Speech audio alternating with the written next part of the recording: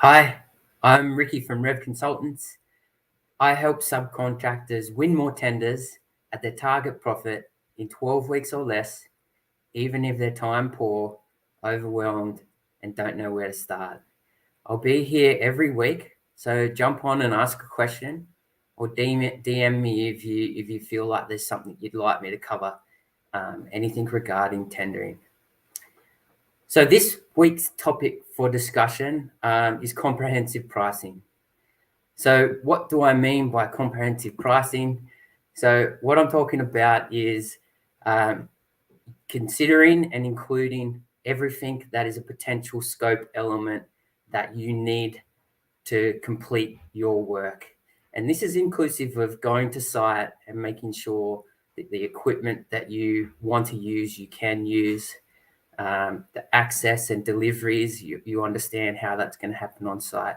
And it's also inclusive of scope elements that might not be included in the scope documents, but you know that they need to happen for your works to be done. So, i.e., missed scope items in the tender documents. So, why is it important to the client? Any good client will know that a comprehensive price is more important than the cheapest non-comprehensive price. There's obvious issues for the client when the price isn't comprehensive. They obviously budget around costs, including your tender costs, and if they're having to create a lot of variations, that's an additional cost that they might not have to have budgeted for. So they're really looking for a comprehensive price that doesn't require a lot of variations to complete the works. So why is it important to you? If your price isn't comprehensive, you're inviting conflict and delivery issues. So anything that's missed is obviously going to be a variation, which you will have to kind of fight for and to get paid for it. So this is potential conflict and additional works that you'll have to do to recover your costs. In addition, a lot of the time, a contract is written in a way that these scope elements that might have been missed is actually your risk, and you'll have to pick it up at your cost. So very important that if this is the case, which I've worked on a lot of contracts where it is the case, you've priced this in rather than having to pick up works that you haven't priced in for obvious reasons. But avoiding conflict issues and variations wherever you can is of benefit to both client and yourself. So in my experience, the key is not being the cheapest price. It's being comprehensive, but thoughtful in the way that you display and submit your tender. So, i.e., you do it in a way where the client understands that it's a comprehensive price and they understand what you've included, so they can compare to the others submitting the price. So there's a couple of examples of how you do this, and I'll show you them in this actually. So the first one the first example is below the line pricing. So I'm going to pull this up now, and give me 1 second.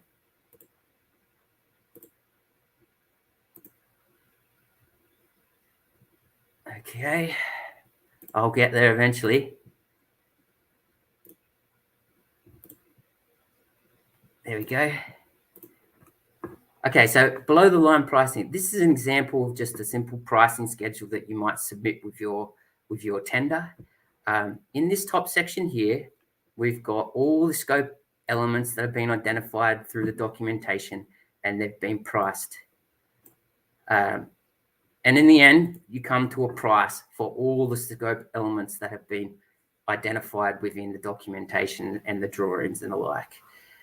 Now, below the line costs is a way that you can separate anything else that you identify that you know that needs to be included. And in particular, this might be a scope element that you know needs to happen for your works, but it hasn't been identified in the scope and the documents provided by the client. Now, you could hide it in here. But the problem is, if your competitor hasn't priced it, you're looking at a disadvantage of your price compared to theirs for an element that they haven't included, but you have. So a key way to separate this is include it as a below the line cost. And this way, you're identifying that the scope element's been missed, but you're providing a price so that you're showing them that your price is more comprehensive, and this is an item that you think is more than likely needed to happen, and you're giving them a cost of priced as per scope and priced including what you know also needs to happen. There's a couple of advantages of that on top of what we just talked about.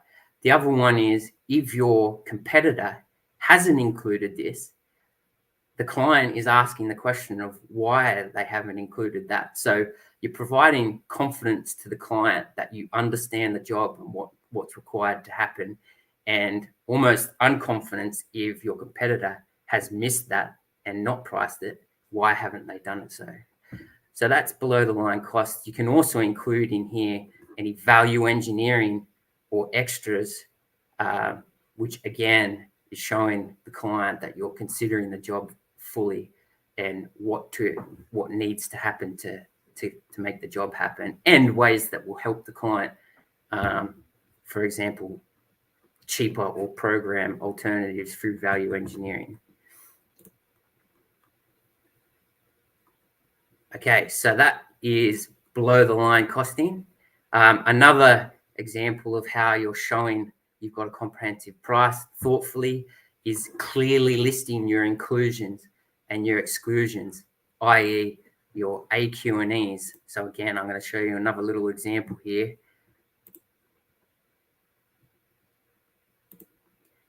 In 1 second.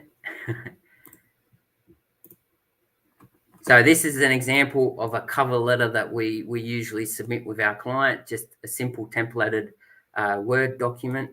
But clearly here, we're providing what we've included in our price, and usually there'd be a little bit more words in here, but the clear indication of what's included and how you've planned to build it, in addition to the exclusions.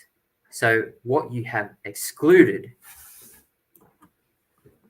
as part of your tender. So this along with your price is really forming the basis of your price, so the client can clearly understand what's included with your price and the basis of the price.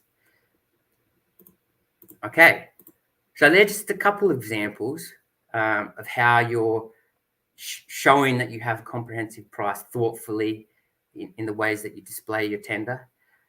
In summary, reduce your delivery risk by providing a comprehensive price, but do it in a way that you're showing the client that you priced comprehensively, but they're not comparing it to one of your competitors who hasn't been as thoughtful and included some of the elements that you have. That's kind of it for today. I like to try and keep these short and sweet. Same time next week, I'll cover another impactful tendering topic.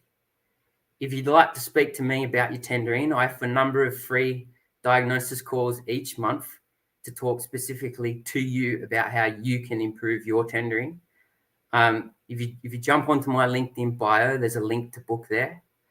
Thank you, and see you next week.